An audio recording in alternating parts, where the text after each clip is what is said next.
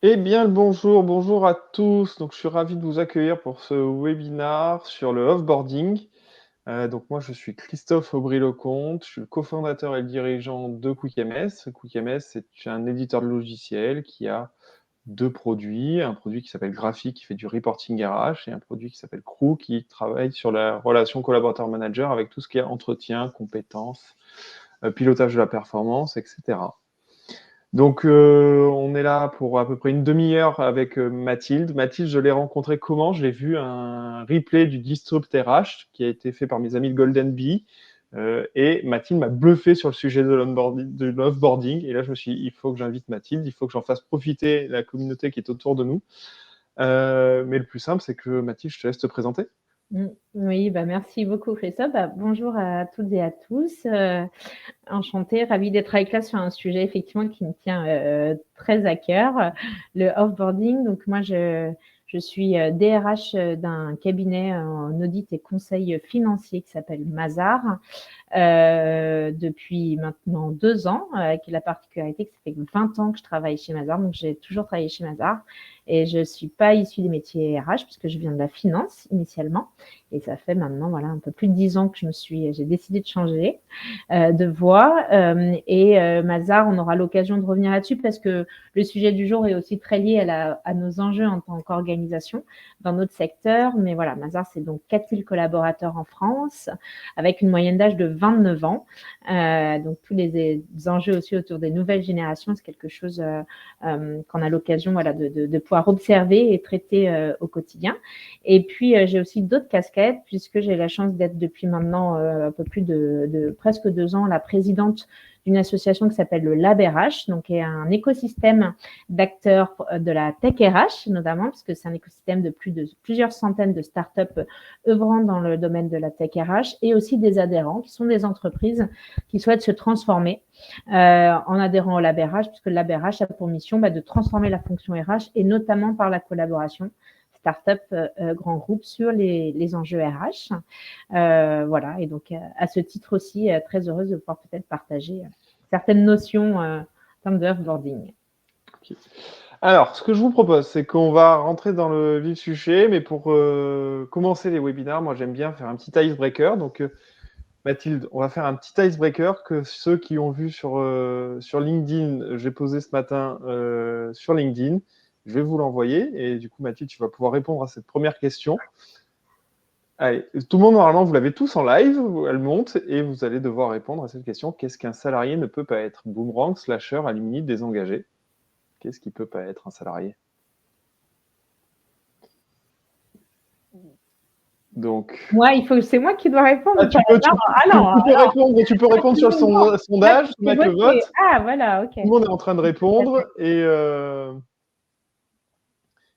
après, c'est juste pour un peu chauffer, pour voir si les gens sont avec nous. Tu vois, là, on a 15 votes. Allez, on est 30, on est à peu près 30 en live. 15 votes, 17 votes. Allez, on va essayer d'aller jusqu'à 20, quelques qui n'ont pas réussi à voter. Voilà, 19. Et après, je vais vous donner la bonne réponse. Alors, Mathilde, tu as répondu quoi? Dans les faits, je dirais rien du tout, moi. Mais je constate qu'on peut être un salarié désengagé et comment faire pour qu'il ne le soit pas. Dans l'absolu, sinon, il peut être tout le reste. Alors, en fait, c'est juste une notion de contrat. La fin de ta sur le contrat, c'est que tu ne peux pas être salarié et alumni. En théorie, tu n'as plus de contrat de travail quand tu es alumni. Donc, la bonne réponse était alumni. D'ailleurs, j'ai oublié un i dans le mot. Alumni, c'est ça. Voilà, donc la bonne réponse était alumni.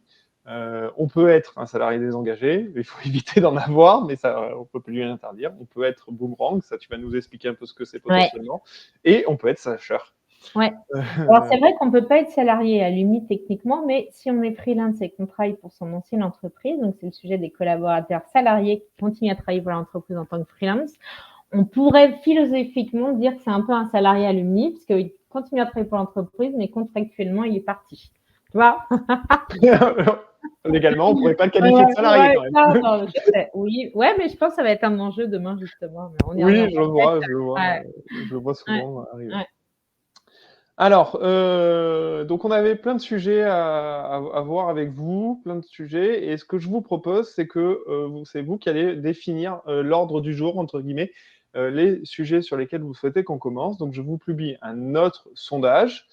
Et là, le but, ça va être de dire le sujet que vous préférez, que vous voulez voir qu'on aborde en priorité. Et ce qu'on va faire après avec Mathilde, c'est qu'on va descendre les sujets par vos ordres de préférence. Donc, plein de sujets sur lesquels on peut aborder avec vous. Les opportunités de départ, danger ou chance pour l'entreprise, un programme d'immersion dans les startups, accompagnons les départs, quel est l'avis de Mathilde sur le sujet, les slashers, c'est quoi un slasher et quels avantages, les salariés boomerang, peux-tu nous donner ta vision, les alumni et la marque employeur, les pots de départ, pourquoi est-ce si important.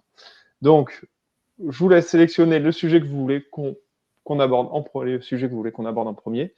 Donc, prépare-toi, Mathilde. La tendance est Ok, plutôt à accompagnons les départs pour l'instant. ok, d'accord. Et opportunité de départ. Là, on va attendre. Là, on est monté à 35, tu vois. Donc, les gens ont été un peu de retard. Allez, 23 votes. Donc, on a déjà 13 personnes sur accompagnons les départs.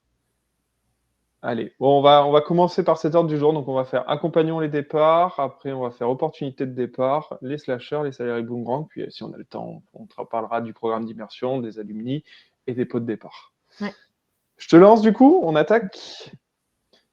Du coup, qu'est-ce que tu peux nous dire sur accompagner les départs? Alors, accompagner, en fait, oui, après, comme le thème, c'est le off-boarding, déjà, le off-boarding, c'est le fait d'accompagner les départs. Pour moi, c'est la véritable définition. Le onboarding, on accompagne l'arrivée. Après, on accompagne le départ. Et je pense qu'aujourd'hui, c'est extrêmement important pour deux choses. La première, je ne crois pas à la fidélisation pour la fidélisation. Je crois beaucoup plus à l'engagement. Je préfère avoir quelqu'un qui est là que 2 ans, mais super engagé, que quelqu'un qui reste à vie dans l'entreprise, mais qui est désengagé, parce que ça ne produit pas de la valeur toujours. Ça peut même en détruire, parce que si on est désengagé, on peut être malheureux, on peut être aigri. Voilà, en tout cas, on n'est peut-être pas autant épanoui qu'on pourrait l'attendre. Et donc, je préfère, pour moi, le sujet aujourd'hui du départ est encore trop tabou, et c'est un vrai sujet qu'il faut mettre sur la table, notamment lorsqu'on veut travailler la notion d'engagement, parce qu'en fait, on ne peut pas parler d'engagement si on ne prend pas de front le sujet du départ. Pourquoi? Parce qu'en fait, je me suis rendu compte, et ça de mon expérience personnelle, j'ai eu en 20 ans plein de fois eu envie de partir de chez Mazars. J'ai déjà eu d'autres opportunités de départ, et c'est ces opportunités de départ qui m'ont fait me réengager à chaque fois. Ce qui m'a fait me dire que la notion d'engagement, différente de la notion de motivation, les motivations intrinsèques, c'est des choses dont d'ailleurs j'ai pas toujours conscience, c'est quelque chose qui fait que je viens au boulot, etc. La notion d'engagement, il y a je trouve une notion beaucoup plus active, participative de l'individu. On décide d'aller au-delà de sa fiche de poste. L'engagement, c'est vers les autres, vers le collectif. C'est quelque chose qu'on donne aux autres. Et donc, il y a un choix. Il y a une vraie notion, on choisit d'être engagé. On n'est pas engagé sans le vouloir. Même si que ce soit conscient ou inconscient, c'est quand même un acte individuel de donner plus.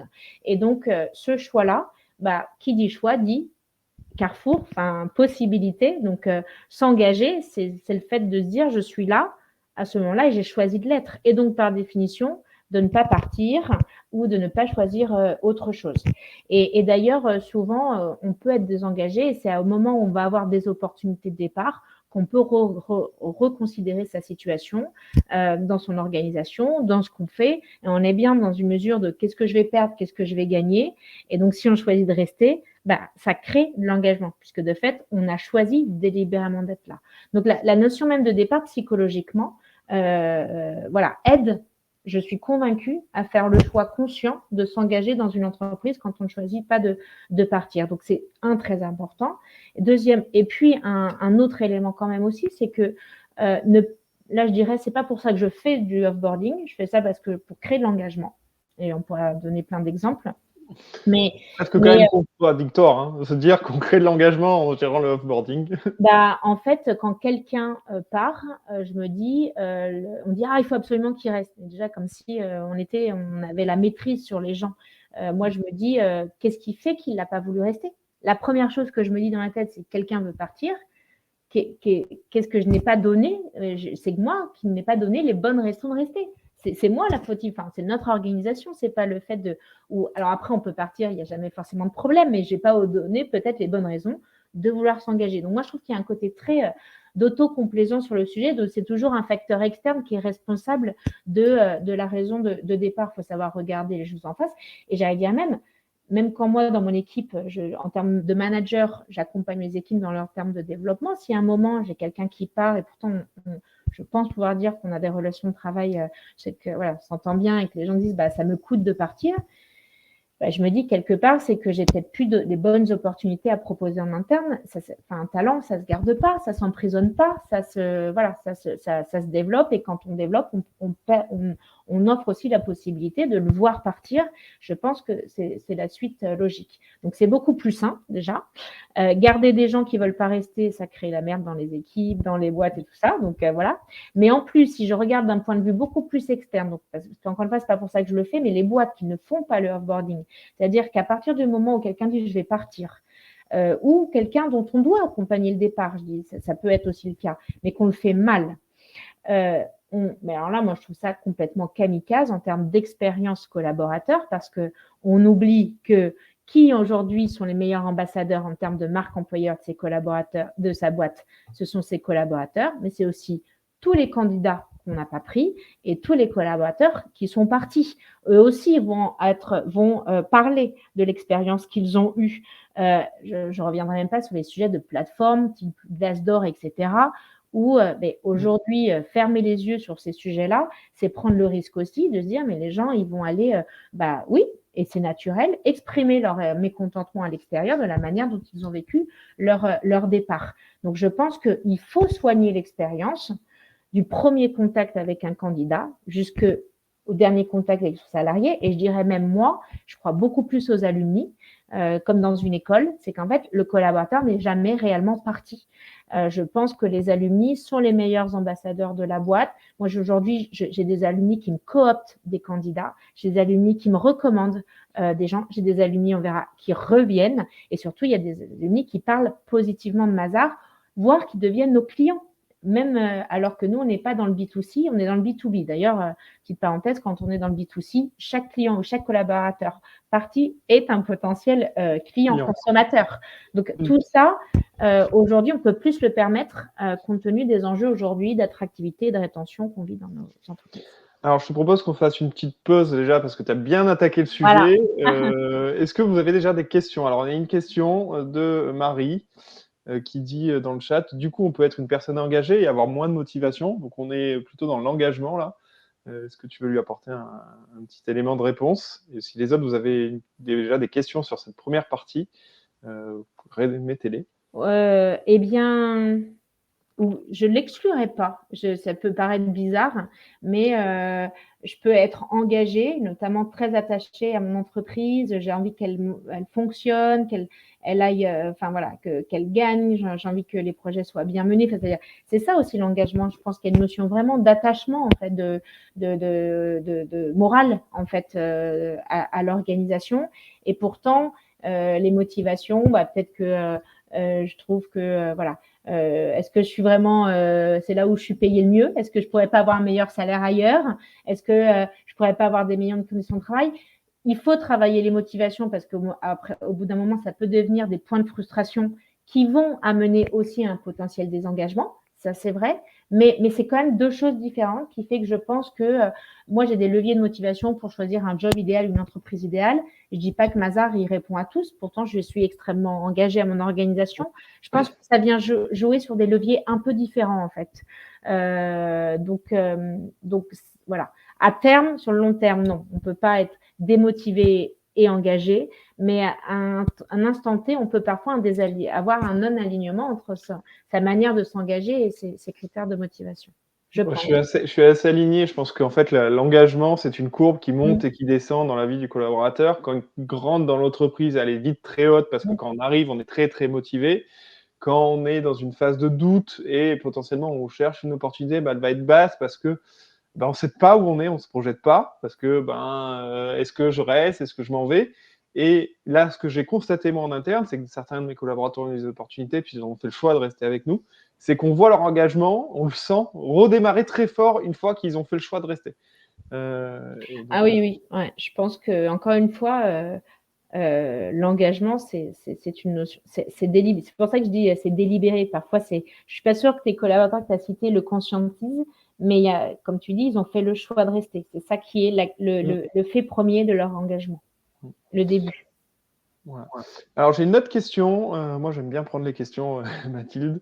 Donc, Anaïs nous pose, quelles questions se poser quand un candidat quitte l'entreprise? Faut-il lui poser directement ou mener une enquête en off? Comment on analyse le départ, tu vois? Alors, nous, on a des interviews de départ, on appelle ça des exit interviews, souvent dans les boîtes, en gros, des entretiens d'annonce de départ. Alors, parce que c'est important pour moi de parler avec chaque collaborateur. Donc, nous, les RH, donc, on essaye. Après, parfois, les collaborateurs, ils sont en vadrouille, ils sont pas là, ils nous appellent. Ça arrive. Mais il y a toujours une discussion de dire, OK, pourquoi tu pars? Quelles sont les raisons? Donc, on verbalise les sujets. C'était ça la question.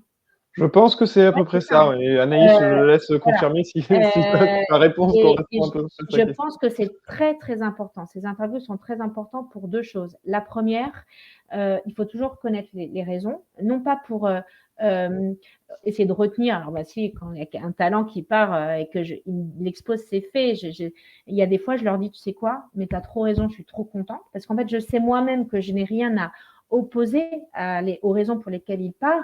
C'est un projet personnel que je ne peux pas accompagner. C'est une création d'entreprise. Et pourtant, je suis très souple sur un certain nombre de sujets, mais parfois, je dois avoir conscience, me rendre à l'évidence. Je n'ai pas de projet je n'ai pas mieux à proposer. Je ne peux que me réjouir d'un tel départ. Et il y a des fois, je me dis, attends, mais c'est trop bête, tu vas faire un truc, nous aussi on le fait. Si c'est ça, mais c'est des mauvaises raisons de départ, mais en fait, c'est un problème qu'on doit gérer en interne, donc on y travaille. Et sur nous, ça nous permet d'être très, très au fait des raisons de l'engagement. Si là, on dit, je vais vous donner des exemples. Il y a quelques années, on avait des gens qui partaient parce qu'en fait, ils voulaient monter une autre activité à côté. Et dans nos contrats de travail, on avait ce sujet d'exclusivité, comme dans beaucoup de boîtes, des clauses d'exclusivité. Je me suis dit, mais attends, là, je suis en train de faire partir. Quelqu'un va partir. Pourquoi? Parce qu'en fait, contractuellement, en fait, je ne l'autorise pas sur son temps libre, peut-être à avoir son activité d'auto-entrepreneur. C'est aberrant. Je vais le faire changer. Donc, c'est important de verbaliser parce que c'est là, souvent au moment du départ, les gens parlent beaucoup plus librement. Voilà, c'est ça. On dénoue la parole. Je pense que, et moi, le sujet, c'est pas de dire, de savoir est-ce que ça me fait plaisir d'entendre ou pas ce qu'ils vont me dire. J'ai besoin de savoir la raison. S'il y a eu un problème de management, je dois le savoir. À la limite, pour parfois aussi prévenir et anticiper que ça ne se reproduise pas. Donc, nous, les entretiens de départ, on met très, très à l'aise en disant, attends, je vais pas te tenir la jambe pendant 1 heure. Je vais pas te faire le cirque, parce que parfois, c'est ça, en disant, attends, je vais aller leur dire, ils vont me faire tout leur cirque. Non, on en parle librement, parce que même moi, je vais apprendre des choses dans l'amélioration continue pour optimiser l'expérience, c'est important. Donc ça, c'est pour ça qu'on fait ces interviews. Ça aussi nous permet de benchmarker par rapport au marché, vers quel type de job. C'est comme ça que j'ai eu, OK, nos jeunes collabs, ils sont très attirés par le monde des startups. OK, je vais même aller jusqu'à organiser des immersions en startup parce qu'en fait, je vais leur faire tester avant vraiment qu'ils décident de partir. D'ailleurs, il y en a qui reviennent aussi. Il y en a qui reviennent parfois genre, non, mais j'ai testé, mais non. Donc, c'est ça aussi, accompagner le départ. Et puis, ces moments-là nous permettent de verbaliser. Il y a quelque chose que je dis à tous les collaborateurs. Je leur dis, tu sais, il n'y a que les idiots qui ne changent pas d'avis. Donc, fais-moi juste une promesse. Et le jour où tu dis, mince, je regrette d'être partie, je voudrais bien revenir. Faut pas avoir honte et ce sera avec grand plaisir. Et ça, faut le verbaliser parce que statistiquement, il y a beaucoup de gens qui sont prêts à revenir dans leur ancienne entreprise. Mais il y a un sujet d'ego, en fait, un peu mais je vais passer pour qui? Parce qu'on imagine que dans la notion de départ, c'est la traîtrise absolue. Je suis partie, tu nous as lâchés. Combien de gens boudent? Ah tiens, tu m'as annoncé que tu partais, ça y est, tu n'es plus dans l'équipe, tu n'es plus dans le projet. Les gens sont exclus. Il y a vraiment un sujet de tu m'as trahi, quoi. Et ça, c'est vrai que du coup, ça empêche les gens de sereinement penser aussi revenir. Et moi, je pense que c'est assez sain d'aller voir si l'herbe est plus verte ailleurs. Et ce que j'ai pas, précisé, c'est que chez Mazars, il sort 85% de notre recrutement, c'est des juniors, des jeunes diplômés. Donc, en fait, on est leur première expérience professionnelle. J'ai envie de faire le parler avec le premier amour. C'est-à-dire qu'il y a un moment, mais non, mais alors, on a beau, et j'espère proposer une super expérience chez Mazars, bien sûr qu'à tout moment, et même moi, ça fait 20 ans, je me dis, mais Mathilde, si tu passes toute ta vie chez Mazars, tu n'auras rien connu d'autre que ça. Donc, il faut être bien sûr de ce que j'ai. Hein. Non, mais c'est humain. C'est humain. Non, mais tu me fais rire parce que, Ouais. en fait, je trouve que la relation Ouais. employeur-employé, collaborateur, manager, c'est un peu de la relation d'amour, Mm. que ça soit sur le départ, que ça soit sur le début, et c'est ça. Et souvent, quand un collaborateur nous quitte, moi, quand tu nous disais ça, bah, en fait, c'est jamais la faute, entre autres, du collaborateur. Il faut qu'on se pose la question, nous, l'entreprise. Quelles sont les raisons de son départ? Et moi, ce que j'adore dans ton principe, c'est ces entretiens d'offboarding. Donc, ce que je comprends, c'est que c'est bien RH, hein, c'est les RH qui les mènent chez vous. Et l'idée, c'est d'essayer de comprendre la raison, savoir si c'est une bonne raison. Et donc là, on peut féliciter, encadrer, amener, ou si c'est des mauvaises raisons. Et là, le but, c'est de se remettre en question, nous, Ouais. sur comment on Exactement. aurait pu faire pour éviter ce problème, ce Ouais. départ. Mais les opérationnels en parlent aussi librement. Et là aussi, on a une spécificité, je ne l'ai pas dit sur le offboarding, pourquoi on le traite. On a 25% de turnover en moyenne. Donc les gens font oh, c'est la cata, mais pas du tout. Mais ça, c'est très propre, pas à Mazars, à notre secteur d'activité, les cabinets de conseil, d'audit, de strat. Ce sont ce qu'on appelle des modèles pyramidales. Donc, c'est-à-dire qu'en fait, je vais recruter par exemple des centaines de jeunes par an, mais je coopte pas la même année de centaines d'associés. C'est-à-dire qu'en fait, on recrute beaucoup de jeunes et puis ils évoluent. Et il y en a qui vont rester toute leur vie, qui vont devenir associés. Et heureusement, en fait, que les gens, parce que vous vous rendez compte, moi, c'est une organisation pyramidale, ça veut dire quoi? Qu'il faut aussi du turnover pour que les gens soient promus. Pour que les gens soient promus régulièrement, augmentés, montant. Je veux dire, dans une vraie entreprise, il n'y a pas de la place pour tout le monde. Donc, c'est ce qu'on appelle le turnover qui permet justement de faire monter les jeunes, on les fait évoluer, il y en a qui partent, ça libère des places, on recrute des jeunes, on les fait monter, etc. C'est ça notre modèle, vertueux aussi d'accompagnement en termes de développement. Je peux vous dire que mon job de DRH serait horrible. Non, mais d'ailleurs, je ne serais pas DRH, je vous le dis tout de suite, si mon job, c'était de provoquer 25% de taux de turnover. Heureusement, aujourd'hui, je suis sur un marché du travail où mes collaborateurs sont harcelés de cabinets de chasse et de propositions d'embauche plusieurs fois par semaine. Donc, en fait, moi, j'ai un job super qui est de créer de l'engagement et non pas de faire partir des gens. Parce qu'en fait, le turnover, il est naturel. Nos collaborateurs sont très chassés. Aujourd'hui, on est en plein emploi sur un certain nombre de métiers, dont notre cible de recrutement. Le job, la mission, c'est créer de l'engagement, c'est vachement plus sympa. Parce que je peux faire l'innovation RH, je peux penser des dispositifs qui créent de l'engagement. C'est une autre mentalité et c'est beaucoup plus... ça a beaucoup plus de sens pour moi dans mon métier. Et donc, qui dit 25% de taux turnover, vous imaginez les pots de départ, les annonces de départ. Et quand on arrive chez Mazars, mais c'est pareil dans les autres cabinets, je me rappelle toujours les gens qui disent c'est hyper flippant, c'est le 4e pot de départ, mail de départ que j'ai reçu cette semaine de gens que je ne connais pas. Vous voyez, parce que nous, en fait, les pots de départ, on invite toute la boîte. Mais en fait, il y en a tellement. Oui, mais il y en a tellement. Moi, je vais aller au pot de départ des gens que je connais. Mais en fait, c'est mis dans les agendas de tout le monde. C'est-à-dire, on a des mails de cagnotte, de pot de départ tout le temps. Et donc, on fête tous les départs. Les gens, ils ont tous un cadeau au moment de leur départ. C'est quelque chose de très culturel, mais alors, je ne sais pas si c'est comme ça dans tous les cabinets, mais chez nous, c'est très vrai. Et on fait plein de fêtes avec les alumni. Tous les 2 ans, là, on en a fait cette année, on a fait une énorme fête où tous nos alumni sont invités. Donc, en fait, c'est quelque chose qui est très dédramatisé. Je ne dis pas que c'est pas un problème opérationnel. Je vous dis pas qu'un manager, quand quelqu'un vient lui dire, écoute, tu sais, je vais démissionner, moi j'ai les managers en place qui disent, fait chier opérationnellement. C'est emmerdant, il va falloir tout réorganiser, tout. Mais on en veut. Mais en même temps, pour nous, c'est la voie naturelle. Parce qu'on sait que tout le monde ne restera pas. Donc, autant fêter les départs que, on va dire, un peu les vocations que Mazars a permis de créer. Et je finirai là-dessus, mais un de nos piliers de marque employeur, c'est développer l'employabilité. L'employabilité, c'est le fait de dire, je sais que je vous embauche, mais je sais que vous allez repartir. L'employabilité, c'est le fait de dire, je vais être plus employable après. Donc, ça fait partie de notre ADN aussi RH. Oui, et moi, de ce que je vois des cabinets de votre type, hein, sans citer tout le monde, c'est que vous êtes aussi une très bonne école de bac plus 6, 7, 8, bac plus 10 presque, parce que derrière, c'est des cadres des autres entreprises qui sont vos clients de demain, ou qui vont l'aider d'autres boîtes.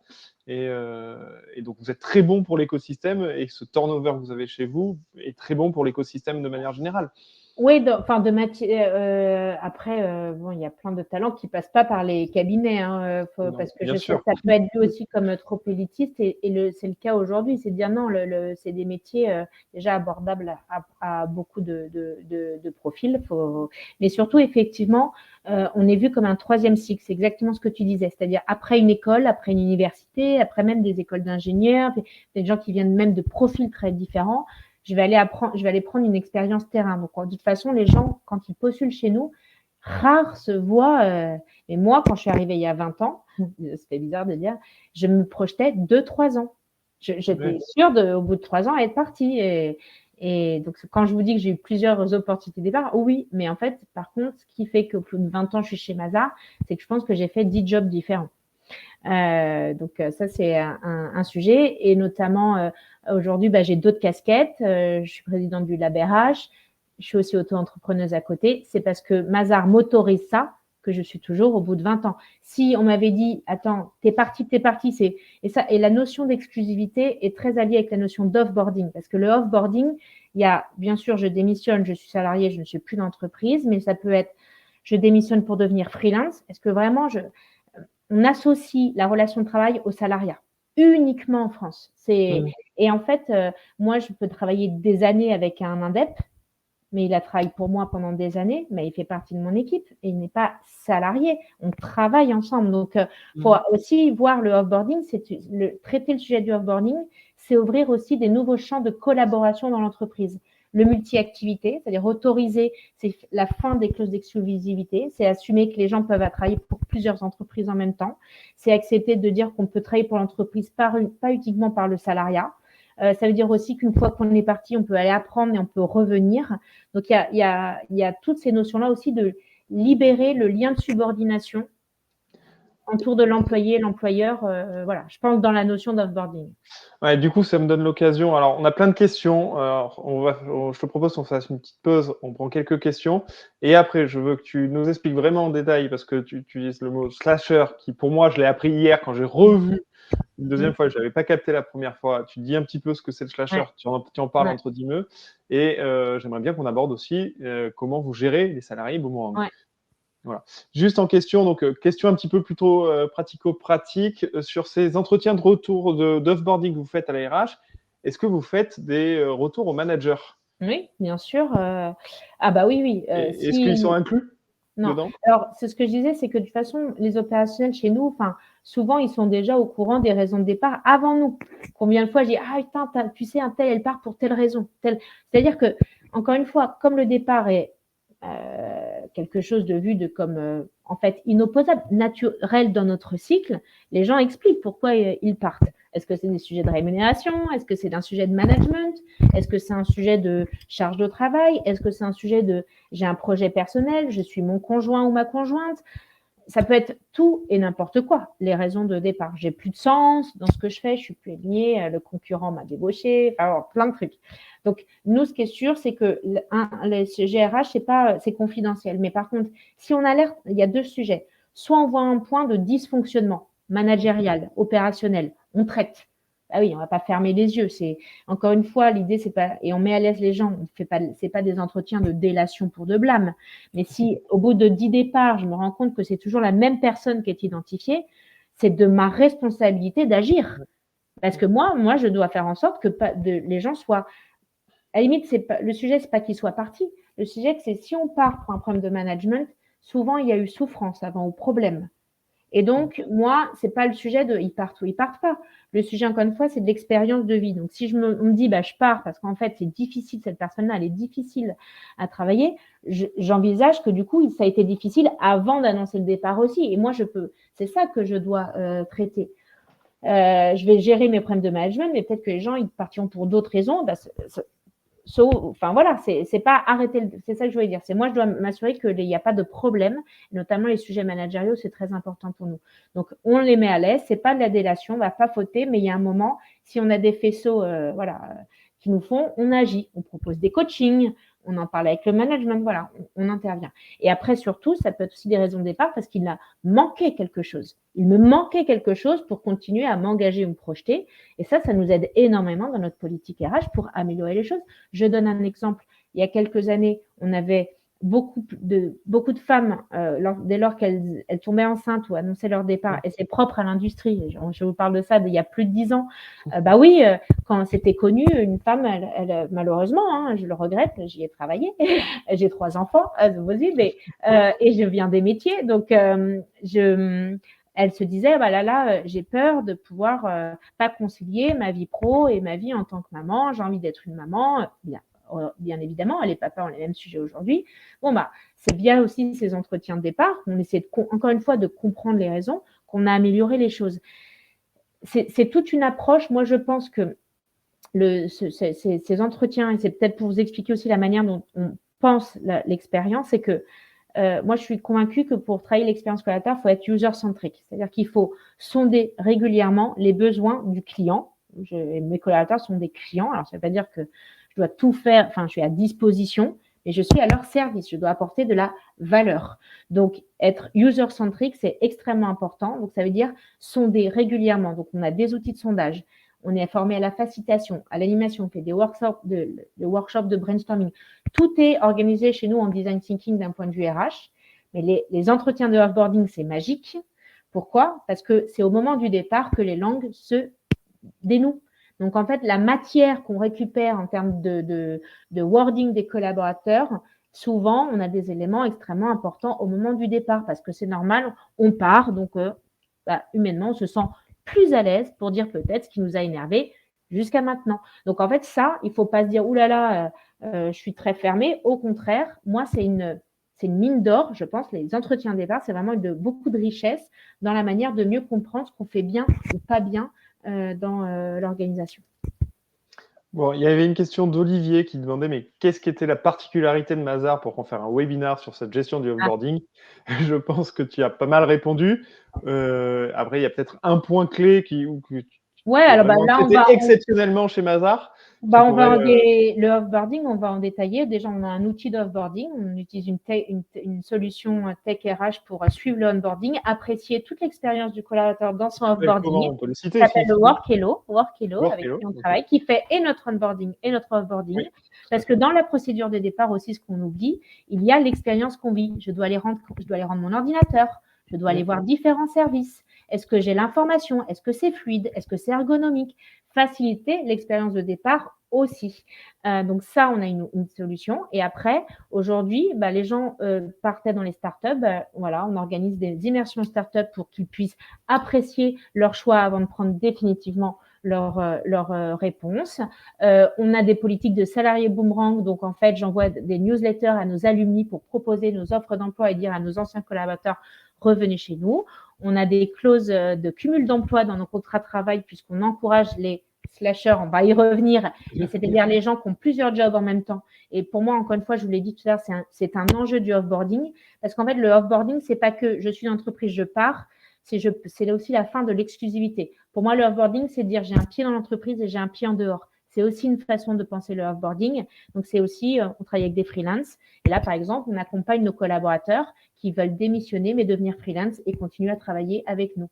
Donc là, ça, c'est notre tout nouveau sujet en onboarding. Et on travaille avec Catherine Barba et son collectif Envie et avec la startup Malte, par exemple, pour organiser des webinars et des ateliers en interne chez nous pour expliquer à nos collaborateurs c'est quoi être salarié, c'est quoi être indep, comment on monte un statut d'auto-entrepreneur, comment on gère son temps. Voilà. Donc ça, on va loin, mais parce que pourquoi si je prends l'exemple des freelances, on me dit t'es complètement...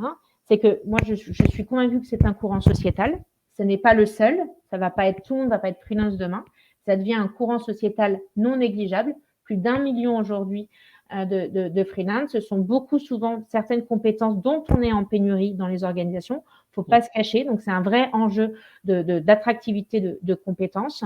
Et moi, je préfère, j'ai un exemple, j'ai une collab talentueuse il y a quelques semaines qui me dit « J'adore Mazars, j'adore mes métiers, j'adore mon manager. Donc, je suis super engagée. » D'accord ? Elle veut démissionner.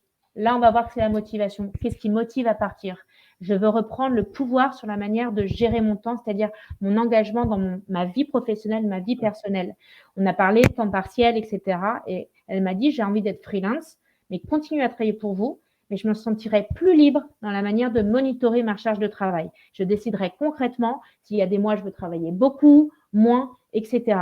C'était son levier de motivation. Elle était très engagée, mais il y avait un problème de motivation, puisque sa motivation première à elle était la flexibilité totale dans la manière de penser sa relation de travail. Je peux lui dire, OK, très bien, démissionne, au revoir, et je me coupe d'un talent important pour moi. Ou alors je peux lui dire, super, je suis ravie, mais tu sais quoi, je vais t'accompagner à être freelance parce qu'en fait, je vais faire en sorte que tu travailles plusieurs mois pour moi dans les équipes. Et c'est ce qui est le cas avec son manager. Et en fait, l'équipe, elle est toujours dans le dispositif d'équipe.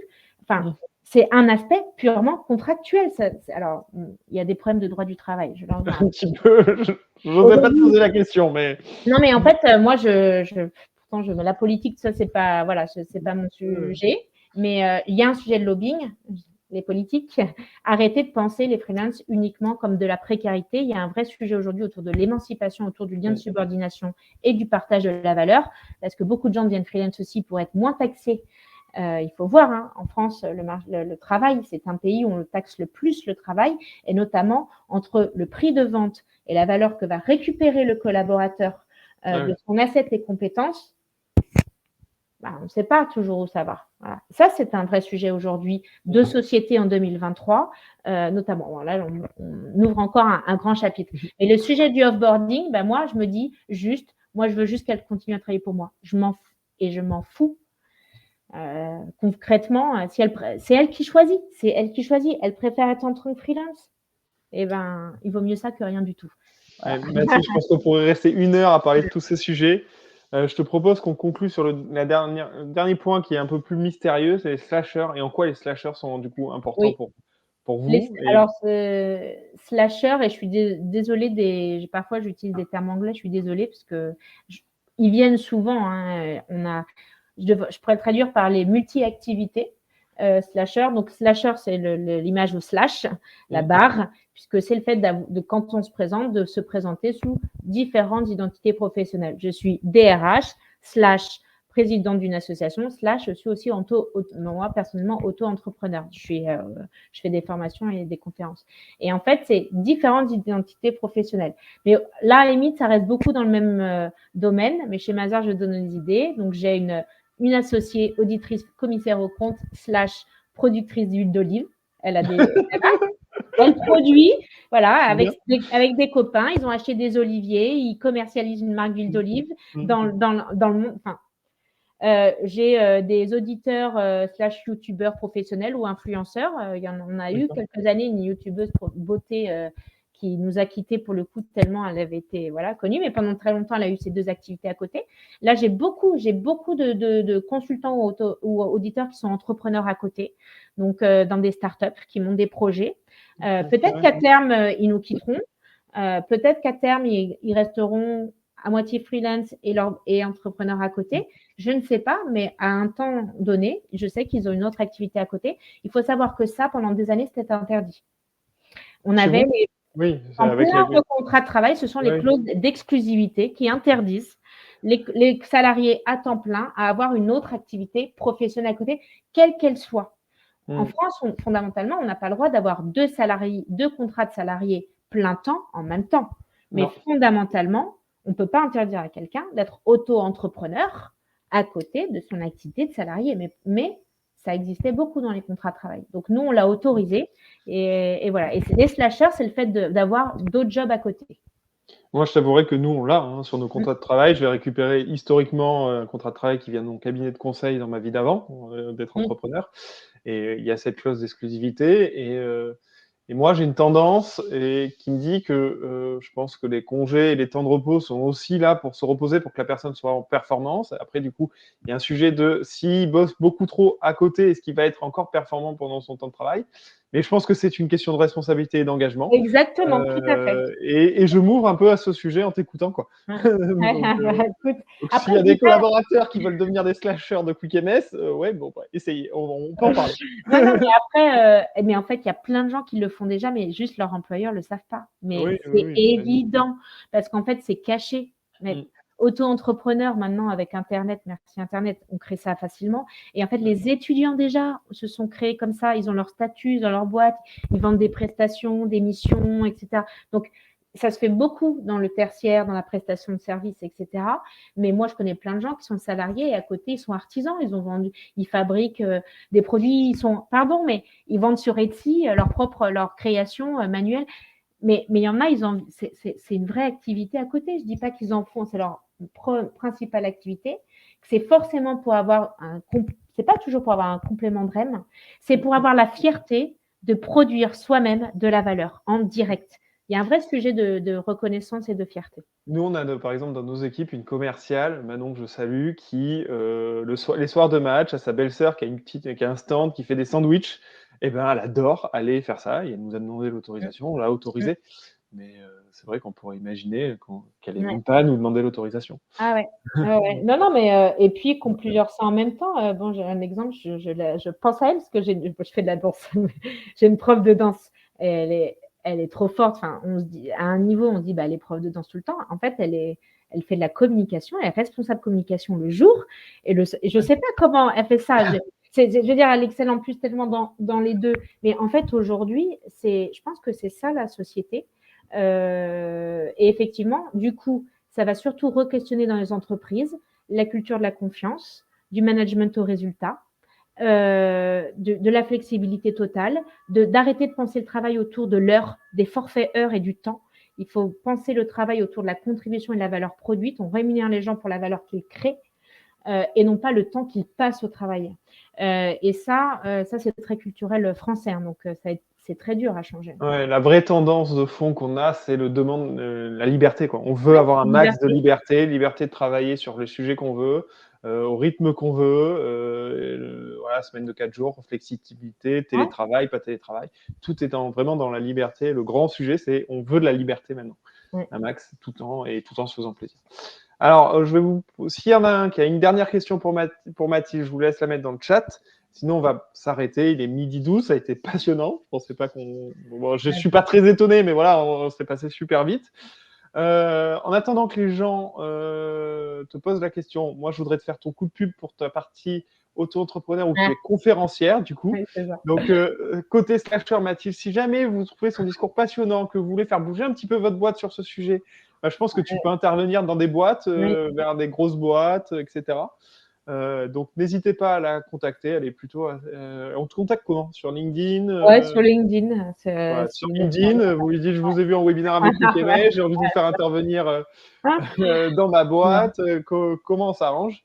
Voilà. Et je suis sûr que vous pouvez parler de tonnes de sujets avec Mathilde. Ça a l'air d'être une DRH très Ouais, moderne dans une belle société qu'est Mazar.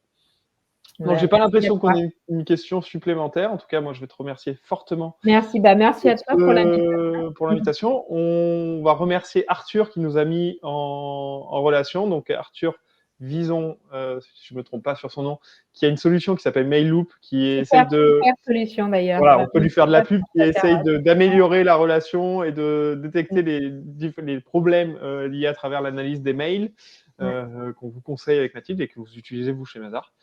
oui, ouais. Voilà. Et du coup, on va terminer le webinaire, Mathilde. Merci beaucoup. À Merci à bientôt. toutes et à tous. À bientôt. Au revoir. Au revoir.